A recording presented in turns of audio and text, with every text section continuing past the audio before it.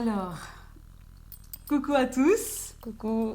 Alors, du coup, Cynthia, tu nous as partagé déjà un peu plus sur la vie de Fabrice, Mhm. sur son décès, tout ça au travers de ton histoire. Du coup, là maintenant, comment tu te sens après cette première partie? Comment je me sens? Hmm. Je dirais que je me sens libre, mais franchement, je me sens très épuisée mentalement et physiquement. Ok. Comment est-ce qu'on peut être libre et épuisé? Ben, Jean-Paul Sartre, c'est un philosophe, hein, un écrivain qui dira être libre, c'est faire des choix.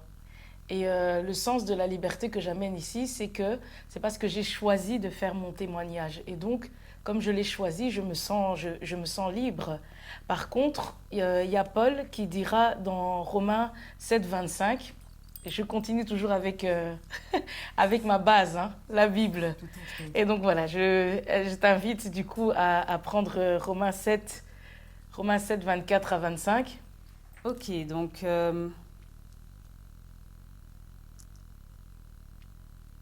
on est donc à Romains 7, 24, 25. Misérable que je suis, qui me délivrera du corps de cette mort? Grâce soit rendue à Dieu par Jésus-Christ notre Seigneur. Ainsi donc, moi-même, je suis par l'entendement esclave de la loi de Dieu, et je suis par la chair esclave de la loi du péché. Regarde, par rapport à Dieu, il est esclave de sa loi, mais par rapport à la chair, il est esclave du péché. Et la chair, il y a aussi une autre traduction qui dira, je suis soumis à la loi de mes membres. Et donc moi, pour moi, la chair est liée aux membres et donc à la famille. Et donc, pourquoi je suis épuisée mentalement et physiquement? Parce que justement, après ce premier tournage où j'ai expliqué un peu mon histoire, j'ai eu des échanges avec certains de mes proches qui n'a pas été évident en fait. Ok. Ok. Oui, effectivement, c'est vrai que tu dis que justement on est lié à nos membres, c'est ça? Mhm.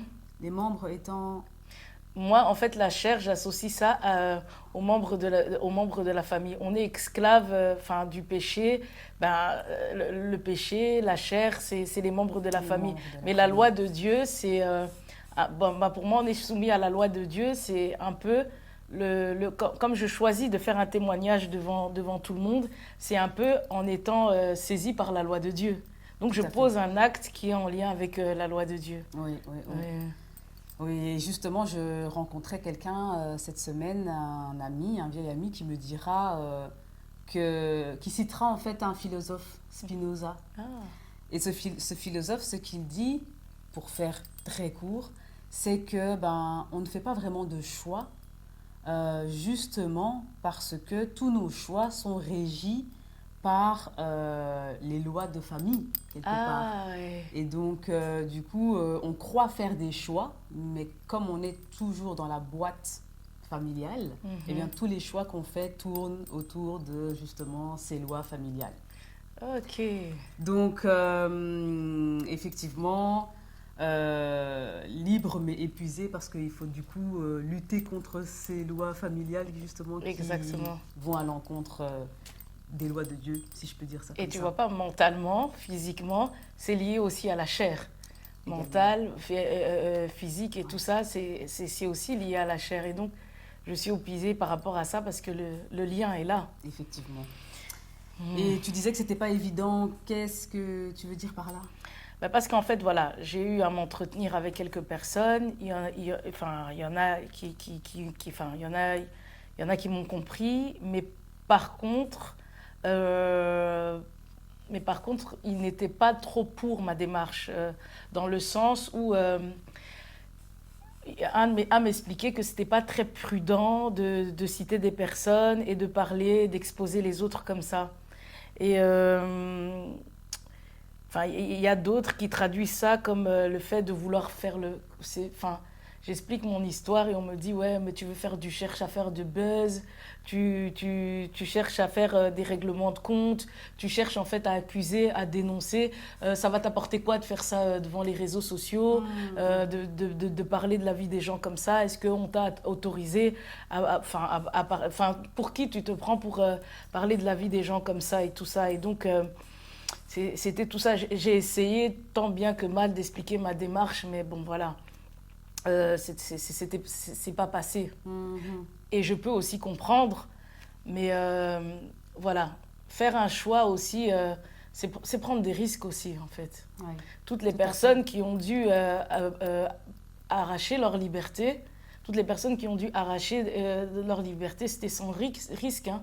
Exact. Tous les pays qui ont été colonisés, qui ont pris leur liberté. Souvent, la liberté, c'est au prix du risque, c'est au prix de faire certains dommages collatéraux. Donc, Ouais.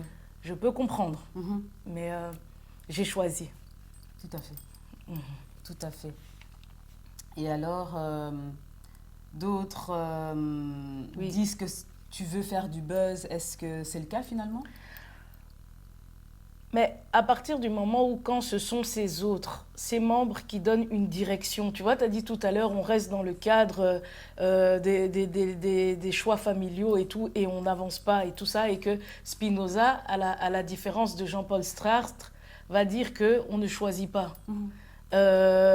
Donc, quand certaines de ces personnes te créent ton histoire, tu parles comment de toi, en fait, sans passer par eux? Tu vois, j'ai expliqué par rapport à mon frère comment ça s'est passé et tout ça. Si j'explique pas ces différentes choses, si j'explique pas les différentes violences que j'ai eues à vivre, à voir, je fais comment sans en fait nommer des personnes? Parce que ce sont ces personnes-là qui ont créé en fait les traumatismes que j'ai eus. Ce sont ces personnes-là qui ont créé les souffrances que j'ai eues. Et pour le fait de dénoncer, d'un règlement de compte, je l'avais déjà expliqué en introduction avec mon texte, mais on est Tout à venu fait. encore me renvoyer ça. Je ne fais pas un règlement de compte, je ne viens pas dénoncer. Surtout que déjà à la base, en fait, Dieu lui-même a laissé Satan être Satan. Dieu lui-même, dans le ciel, on voit que il y a eu des anges déchus qui sont devenus des démons. Donc moi, je serais qui pour en fait les cérémonier, les accuser, les dénoncer en fait? En fait, les gens sont libres de choisir ce qu'ils veulent. Et donc en les dénonçant, pour moi, c'est comme si je les dénonce, c'est comme si je les accuse, c'est comme si je scellais mon existence. Je scellais ma vie parce que en fait, qui je suis, en fait, comment je peux me mettre au-dessus de Dieu qui lui-même a laissé Satan être Satan. Donc en tant que qui je vais accuser? Donc si je prends le risque en fait d'accuser ces gens, de faire des règlements de compte et tout ça, ben je m'assassine moi-même. Tout à fait. Parce que Dieu lui-même laisse et moi je vais faire des choses à l'encontre de ce Dieu-là qui est au-dessus de tout. On n'est pas en fait accusé, dénoncé. C'est pour se prendre pour qui? Moi-même, je ne suis pas parfaite, j'ai mes péchés et tout ça. Et on dit, c'est Satan qui est l'accusateur des frères. Et celui qui est dans le règlement de compte est dans la haine. Et on dit que celui qui a de la haine pour ses frères est un meurtrier. Et donc là, même si demain et tout, on venait m'attaquer et tout ça, même si Dieu voulait m'aider, il pourra pas m'aider parce que je me mets au-dessus de lui. Effectivement. Donc voilà. Voilà. Effectivement. Du coup, c'est de nouveau un aspect de ta vie qui est nié quelque part. Oui, moi je trouve que mon existence est encore niée parce que le fait de rejeter ma démarche et d'y voir en fait une situation malsaine juste parce que la personne se borne à ne voir que elle, à ne voir que les choses dans son sens, ne pas en fait donner de la place à ma perception des choses, c'est encore de nouveau, ou comme je dis, par rapport au deuil, je ne me sens pas mise à ma place. Et ça, c'est l'histoire de toute mon enfance. Hein. Tu sais, d'ailleurs, à un moment et tout, quand je faisais ma formation, en parallèle, je faisais aussi une thérapie, je faisais un suivi psy. Et le psychologue, il me dira, en fait, tu sais, hein, tu souffres et tout ça et tout. Ça aurait été en plus même plus simple si toi aussi tu avais été victime d'abus. Comme ça, si toi aussi tu aurais été victime d'abus et tout, ça t'aurait évité d'être rejeté comme ça. c'est comme si, en fait, moi, en fait, j'avais pas... C'est comme si, moi, ma souffrance n'est pas légitime. Moi, je ne souffre pas. Moi, tout va bien parce que, voilà, je n'ai pas eu à avoir j'ai pas eu à avoir des mots, quoi. Ouais. N'étant pas l'agresseur ni la victime, en fait, tu n'es nulle part alors que tu as souffert aussi du fait d'avoir vu. D'être spectatrice. Exactement. Et ça, au niveau mental, en fait, on va pas te le reconnaître. Et à savoir que, voilà, même on parle d'agresseur et tout ça, mais en fait, toutes les personnes, finalement, aussi se retrouvent victimes parce que je t'ai dit que celui qui a été agresseur, c'est aussi à un moment retrouvé victime. Et quand tu verras aussi, en fait, à un moment aussi, mon papa, en fait, financièrement, il va avoir une chute. Et quand il va revenir à la maison, en fait, ses voyages vont s'arrêter. Financièrement, ça ne sera plus la même chose. Donc, il sera régulièrement à la maison.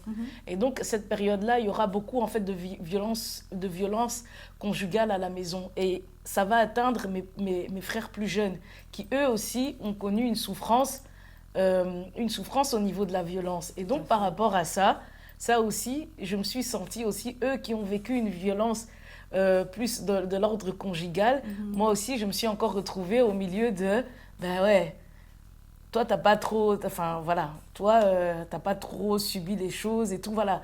C'est qu'au niveau, encore, c'est le côté spectateur, tu vois, ça. Donc, et comme mes frères étaient petits, donc les choses l'auront plus vite atteint. On verra qu'à cette époque-là, ils vont aller du coup dans un type d'école bien spécifique parce que voilà, à la maison, en fait, les choses ne suivaient pas.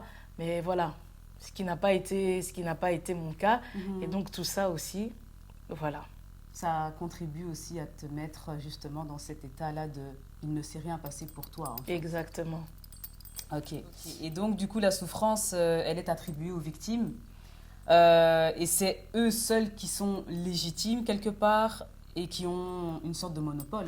Exactement. C'est vraiment ça. Et par rapport à ça, je t'invite en fait, tu vois, je l'avais dit encore en introduction, j'avais dit en fait, dans les membres d'une famille et tout ça, c'est comme si on jouait tous la même histoire et qu'on avait chacun un rôle différent, mais pour pouvoir maintenir la même histoire. Et donc ici, ce qui se passe aussi, c'est qu'en fait, on partage tous une même souffrance, mais avec des rôles différents. On partage tous une même souffrance avec des rôles différents. Et moi, ce que j'explique tout simplement, c'est que dans cette histoire, dans cette souffrance, moi, j'ai envie de me retirer en fait de ce jeu-là. Et du coup, j'aimerais te proposer de lire Matthieu 23, 13.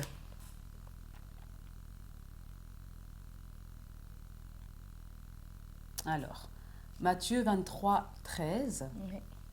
Malheur à vous, scribes et pharisiens hypocrites, parce que vous fermez aux hommes le royaume des cieux. Vous n'y entrez pas vous-même et vous n'y laissez pas entrer ceux qui veulent entrer. Tu vois, vous n'y entrez pas vous-même et vous ne voulez pas laisser entrer ceux qui veulent entrer. En fait, il y a certains, dans ce jeu, ils préfèrent en fait s'identifier à la souffrance, rester comme ça. Et donc après, toi qui veux sortir de cette situation, qui veux entrer dans le royaume des cieux, un peu en sortant de ça par le fait d'exprimer les choses, en fait, on te le reproche parce qu'il y a certains qui veulent rester à continuer à s'identifier à cette souffrance, tu vois. Et le malheur dans tout ça, c'est qu'avec ces personnes qui se disent victimes et qui ont le monopole de la souffrance, ben moi, en fait, toute ma vie, j'ai dû chercher, en fait, à être entendue hors de mon milieu familial. Ça a été ça toute ma vie. Et aujourd'hui, en fait, hein, c'est vraiment pas à mes proches que je m'adresse. C'est vraiment pas à mes proches que je m'adresse. C'est surtout à ceux qui se reconnaissent dans mon histoire, comme je l'ai dit, qui vivent avec la même illégitimité, illégitimité où tu finis toi aussi par te négliger. Et en fait, j'ai eu un moment où je me considérais plus, en fait. Je me disais, en fait, ouais, en fait, moi, j'ai pas le droit, en fait, de parler. Eux, ils ont plus souffert et tout ça et tout. J'étais dans un truc comme ça. Et donc, j'étais émotionnellement, j'étais éteinte, je savais pas. Et c'est un peu comme une sorte de de, de, de mort spirituelle. Et aujourd'hui, ici, en parlant comme ça devant un maximum de personnes, c'est comme si je tente d'avoir, de me faire ma résurrection un peu, ma résurrection spirituelle, ma résurrection émotionnelle. C'est mon seul but. Maintenant, si les autres veulent l'interpréter à leur manière, c'est leur droit. Oui, tout à fait. Donc, en soi, chercher à revenir voir l'introduction pour que tout soit clair. Et je pense que là, maintenant, tu as été encore plus clair, quelque part. Et donc, bien comprendre que tu fais ça pour toi et aussi pour toucher les autres personnes qui, comme toi, se retrouvent dans cette situation où, quelque part, leur existence est niée, leur souffrance est niée. Exactement. Et en faisant ça, en fait, tu cherches à te faire sortir de cette boîte là où tout le jeu familial se joue. Voilà. Et comme j'ai dit, s'il y a certains qui veulent s'identifier à cette boîte, qui veulent s'identifier à cette souffrance, je respecte. Je respecte. Maintenant, à partir du moment où eux ne se sentent pas respectés, moi, je ne peux rien faire. Bien entendu. Ouais. Bien entendu. Et donc, on te dira d'ailleurs que ces histoires se sont passées il y a plus de 30 ans. Pourquoi les sortir maintenant? Pourquoi les sortir maintenant? Voilà, si maintenant, en fait, si je reprends l'exemple de ton ami qui te dit, par rapport à Spinoza, on ne choisit pas.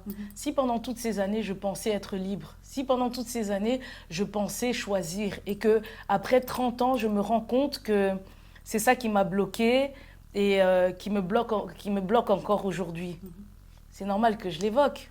Et je t'avais expliqué avec ces règles, avec les frères, les coutumes absurdes et tout ça et tout, tu te rends compte que finalement, ce sont des portes en fait, qu'on ouvre.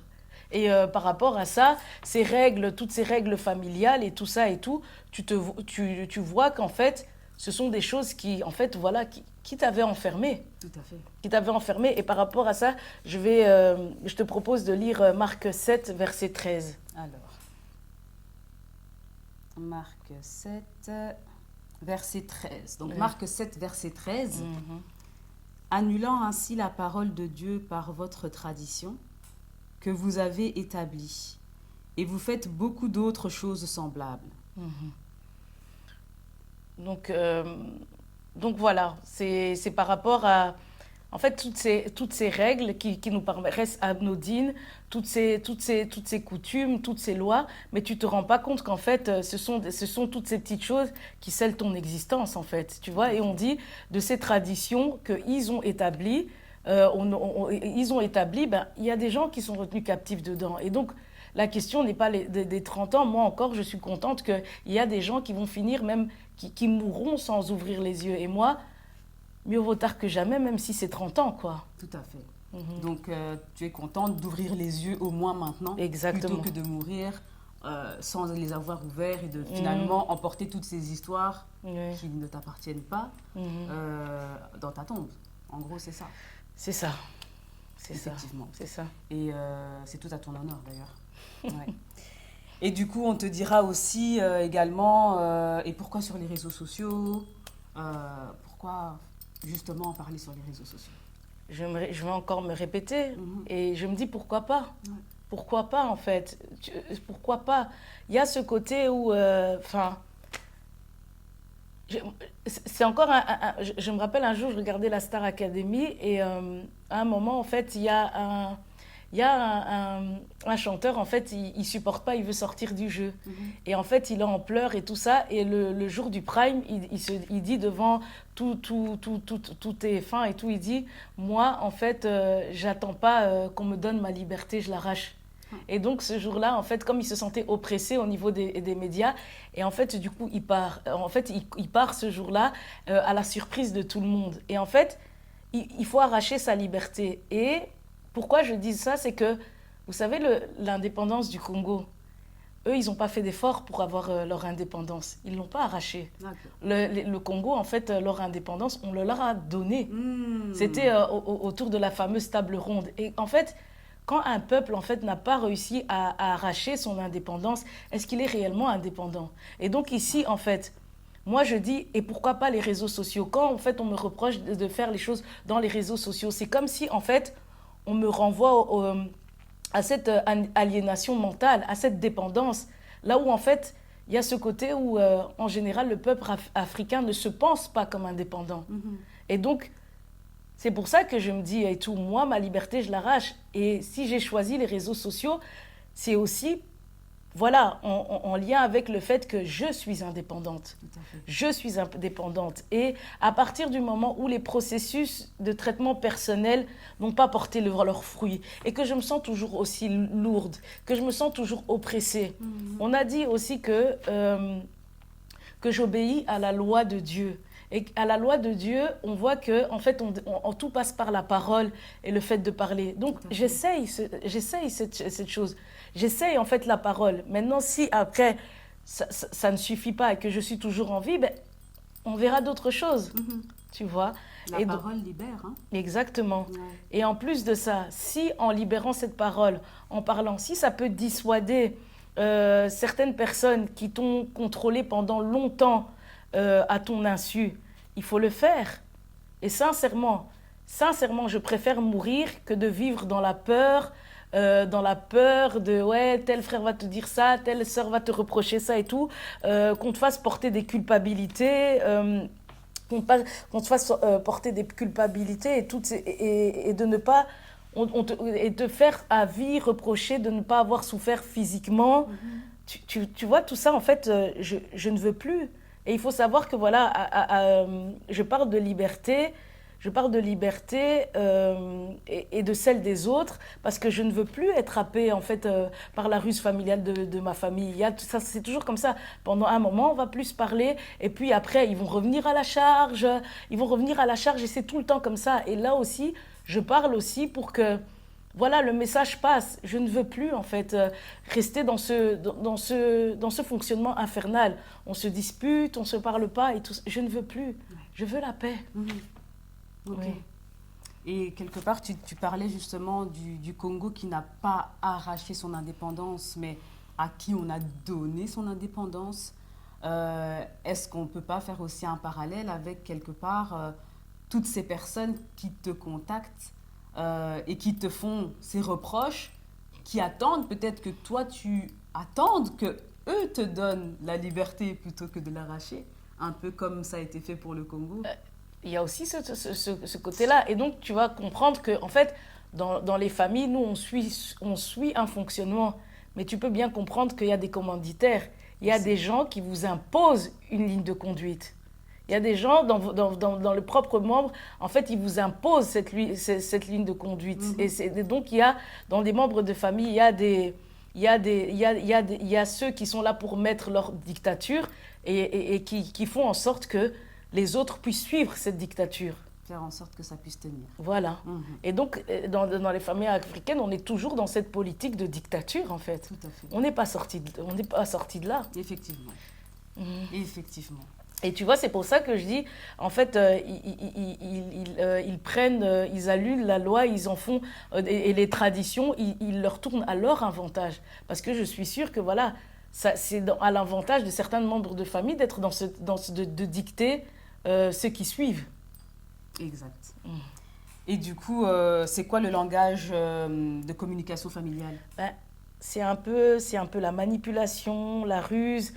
En fait, ils vont être dans l'aide, dans la bienveillance. Et puis, en fait, quand tu es dans l'aide, dans la bienveillance, et que tu as le malheur, au travers de l'aide et de la bienveillance, de te lever, on va te reprocher avec tout ce qu'on a fait pour toi, avec tout ça et tout ça. Et puis après, quand, en fait, tu as le malheur de t'exprimer, d'être indépendante, passe à l'agressivité.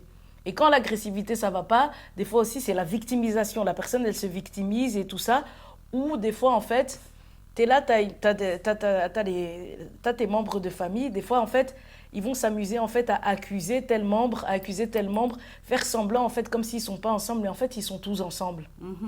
Mais ce qui est intéressant, en fait, dans ça, c'est que comme j'ai grandi dans ce langage familial, où il y a la ruse, où il y a les clans, où on monte les uns les autres et tout ça, aujourd'hui, en fait, dans la famille de mon mari, c'est exactement le même style de langage. Okay. Avec les ruses, les manipulations, tu vois, des gens qui font des clans et tout ça.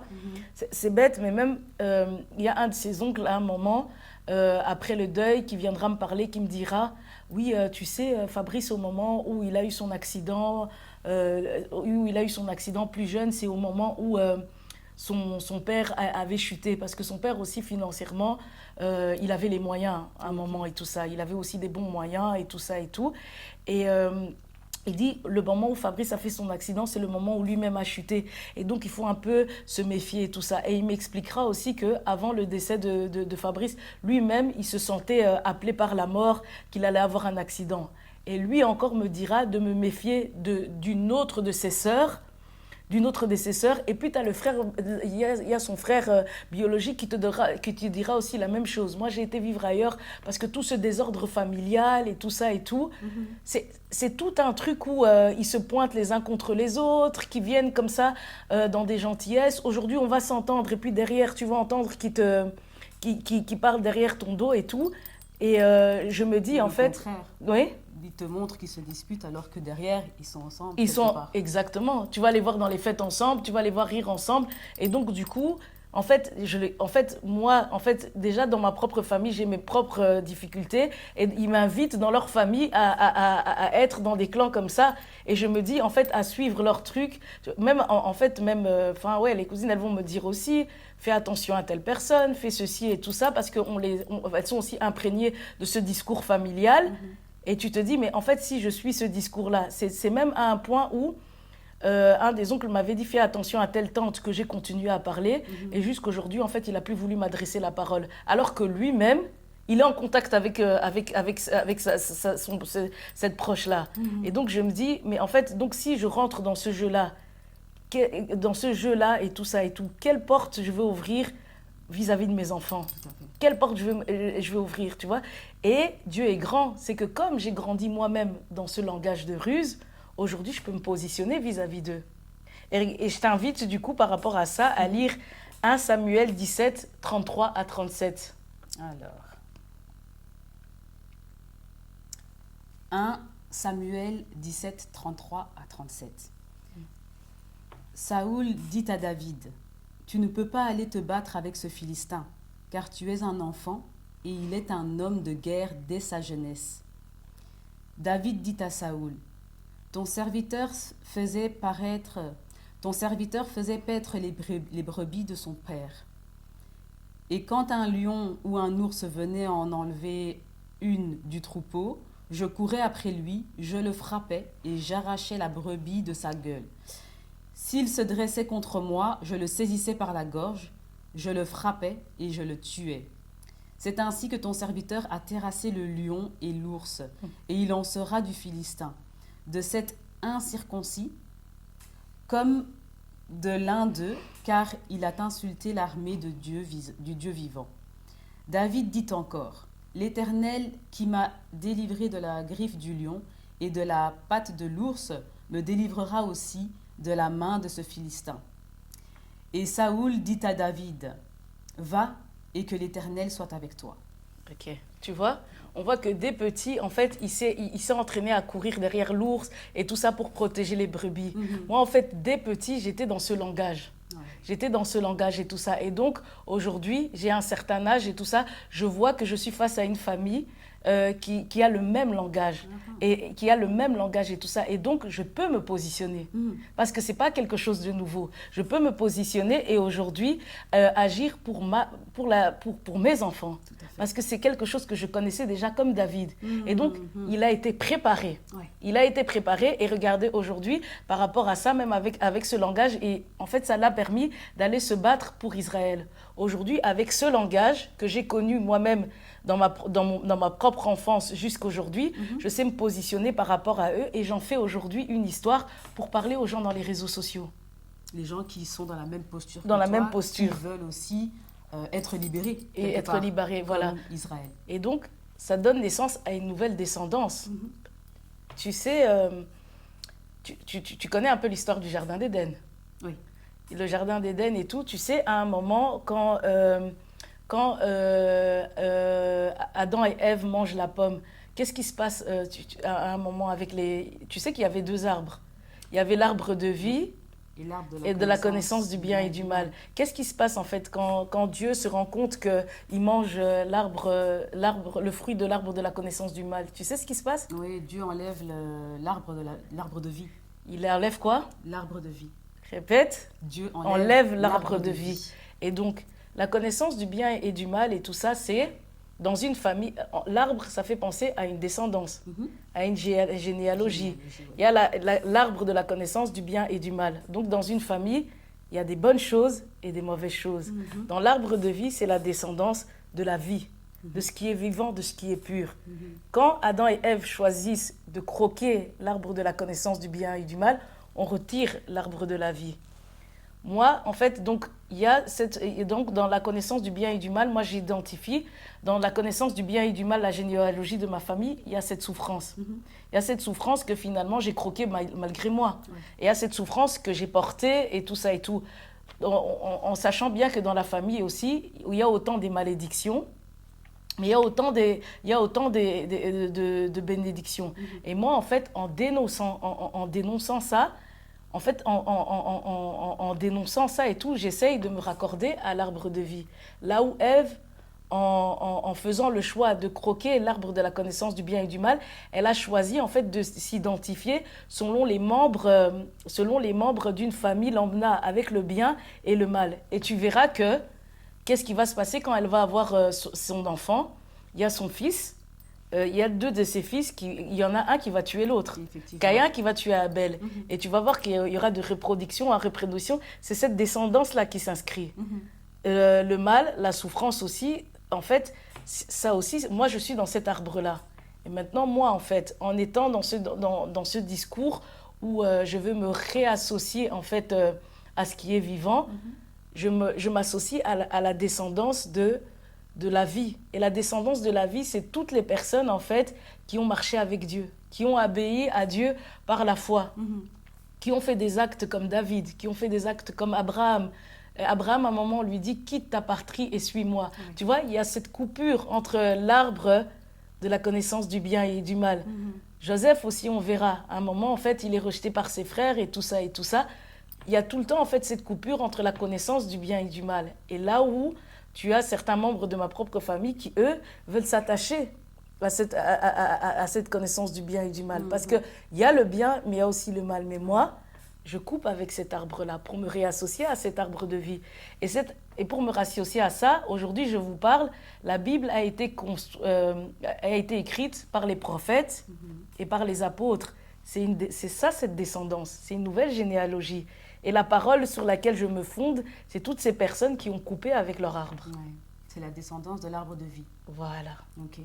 Et clairement, au niveau de l'arbre de vie, il n'y a pas le bien et le mal.